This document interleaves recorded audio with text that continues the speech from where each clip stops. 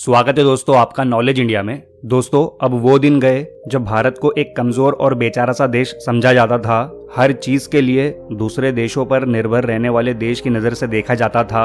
अब वो दिन गए। आज का भारत बहुत तेजी से आगे बढ़ रहा है, न्यू इन्वेंशंस कर रहा है, एक तरह से सेल्फ डिपेंडेंट बन रहा है।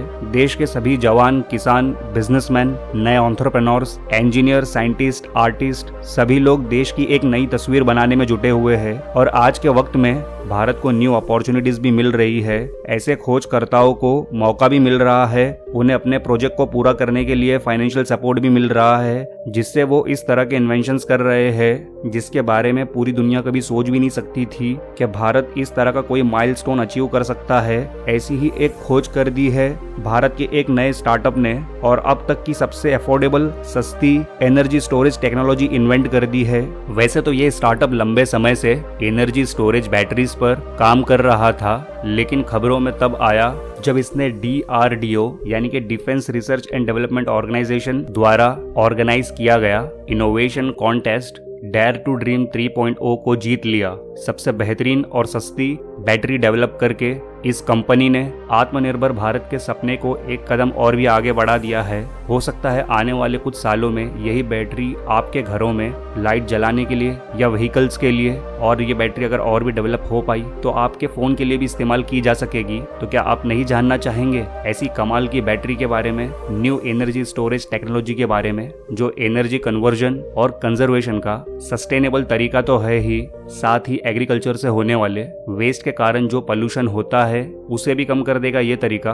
ये सब कुछ कैसे होगा वो तो आपको ये पूरी वीडियो देखने के बाद ही पता चलेगा। तो चलिए बिना वक्त गवाए शुरू करते हैं वीडियो को।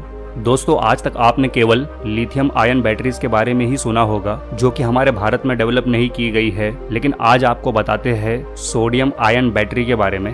ये एक रिचार्जेबल बैटरी है, इससे कोई पोल्यूशन नहीं होता और इसे बनाया जाता है बायो वेस्ट से, एग्रीकल्चरल वेस्ट से, और ये बैटरी भारत में बनाई गई है। जैसे कि धान से निकलने वाला भूसा जिसे चावल निकालने के बाद जला दिया जाता है, जिसकी वजह से बहुत ज्यादा पोल्यूशन भी होता है। अब इसी कचरे से, इसी भूसे से सोडियम आयन बैटरी बनाई जाएगी, और इसके अलावा गोबर, वेजिटेबल वेस्ट, घास और कई तरह के नेचुरल रिसोर्सेज से सोडियम कंपाउंड्स को निकाला जाता है। दोस्तों sodium ion battery lithium ion battery से कहीं ज्यादा बेहतर साबित होने वाली है। इसके लिए कोई अलग से मैन्युफैक्चरिंग प्लांट लगाने की जरूरत भी नहीं पड़ेगी, क्योंकि जिस प्रोसेस से लिथियम आयन बैटरी बनाई जाती है सेम उसी प्रोसेस से सोडियम आयन बैटरी भी बनाई जा सकती है। बस लिथियम कंपाउंड की जगह पर सोडियम कंपाउंड्स का इस्तेमाल करना पड़ेगा। जहाँ अभी तक लिथियम आयन बैटरीज बनाई जा रही थी, वहाँ अब सोडियम आयन बैटरी बनाई जा सकती है। ये बहुत ही ज्यादा सस्ता प्रोजेक्ट है, क्योंकि सोडियम कंपाउंड तो वेस्ट से ही मिल जाता है, और ये लिथियम आयन बैटरी की तरह फ्लेमेबल यानी कि तुरंत आग पकड़ने वाला नहीं है।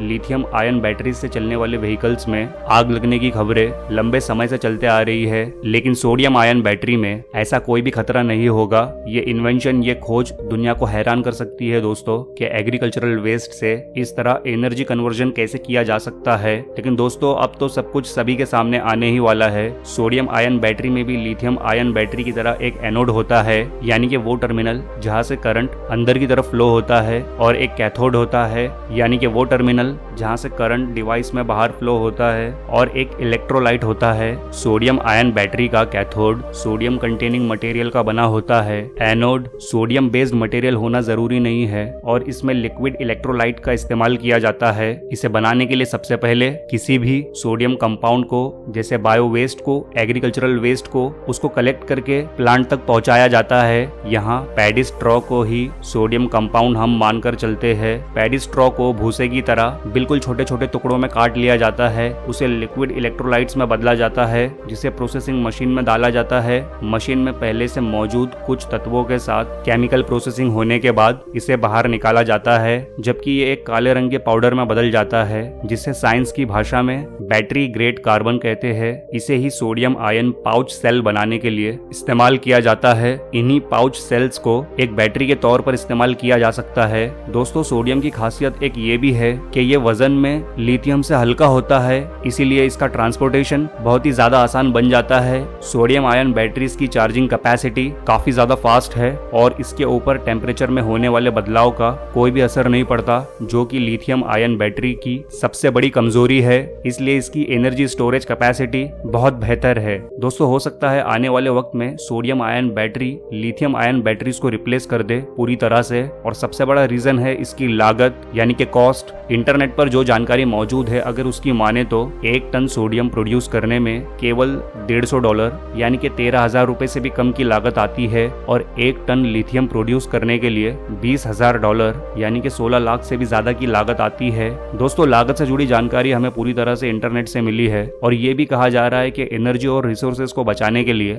ये टेक्नोलॉजी आज के समय में इसकी काफी ज्यादा जरूरत है, जिसे ज्यादा से ज्यादा डेवलप करना फ्यूचर में बहुत ही ज्यादा फायदेमंद हो सकता है हम इंसानों के लिए। अब ये भारत में तब चर्चा में आई जब बैटरी डेवलपमेंट के लिए IIT रूरकी के startup indigenously developed sodium ion energy यानी कि इंडी एनर्जी को डेयर टू ड्रीम 3.0 नाम के इनोवेशन कॉन्टेस्ट का विनर घोषित किया गया। दोस्तों डेयर टू ड्रीम DRDO द्वारा ऑर्गेनाइज किया जाने वाला चैलेंज है, जिसका एम है देश के इनोवेशंस को और स्टार्टअप्स को प्रमोट करना। इसमें जीतने वाले स्टार्टअप को जबरदस्त तरीके से फाइनेंशियल सपोर्ट दिया जाता है ताकि भारत में ऐसे आइडियाज को आगे बढ़ाया जा सके। इस बार इंडी एनर्जी को डिफेंस मिनिस्टर राजनाथ सिंह ने 10 लाख रुपए अवार्ड के रूप में दिए। उन्होंने डेयर टू ड्रीम के बारे में बताते हुए कहा कि ट्रायल और एरर के विज्ञान से लेकर खेती और एग्रीकल्चरल में महारत हासिल करने तक हमने सिविलाइजेशन के विज्ञान को समझा है, लेकिन आगे प्रोसेस करने के लिए, नए एम्स और टारगेट्स को पूरा करने के लिए नए मेथड्स को अपनाने और उनमें इन्वेस्ट करने की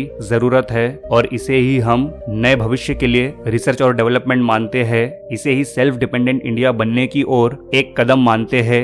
दोस्तों इसी जीत के बाद इंडी एनर्जी के CEO और को फाउंडर आकाश सोनी ने कहा कि इंडी एनर्जी लो कॉस्ट, सेफ और high performance sodium ion batteries को डेवलप करने के मिशन पर है। उनके अकॉर्डिंग धरती से प्राप्त होने वाले सोडियम जैसे मटेरियल्स, लिथियम, कोबाल्ट और निकल जैसे एक्सपेंसिव और दुर्लभ तत्वों पर हमारी निर्भरता को पूरी तरह से कम कर देंगे। साथ ही पैडी स्ट्रॉ को जलाने से जो होने वाला पॉल्यूशन नॉर्थ इंडिया की सबसे बड़ी समस्याओं में से एक है।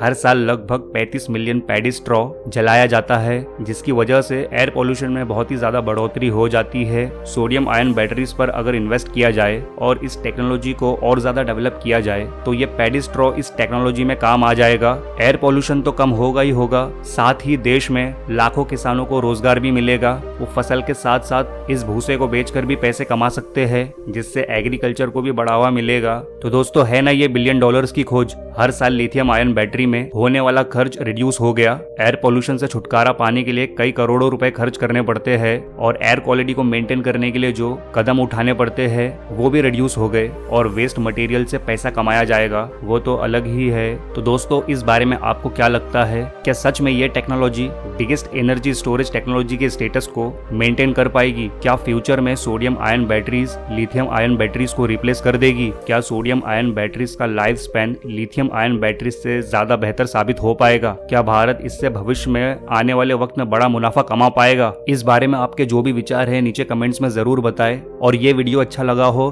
तो लाइक करें और अपने दोस्तों के साथ जरूर शेयर करें, और अगर इस चैनल पर पहली बार आए हो तो सब्सक्राइब करके बेल आइकन को दबाकर ऑल जरूर करें। ऐसी ही नॉलेजेबल और इन्फॉर्मेटिव वीडियोस की नोटिफिकेशंस पहले पाने के लिए। तो मिलते हैं नेक्स्ट वीडियो में एक नए टॉपिक के साथ, तब तक ध्यान रखिए अपना। जय हिंद, जय भारत।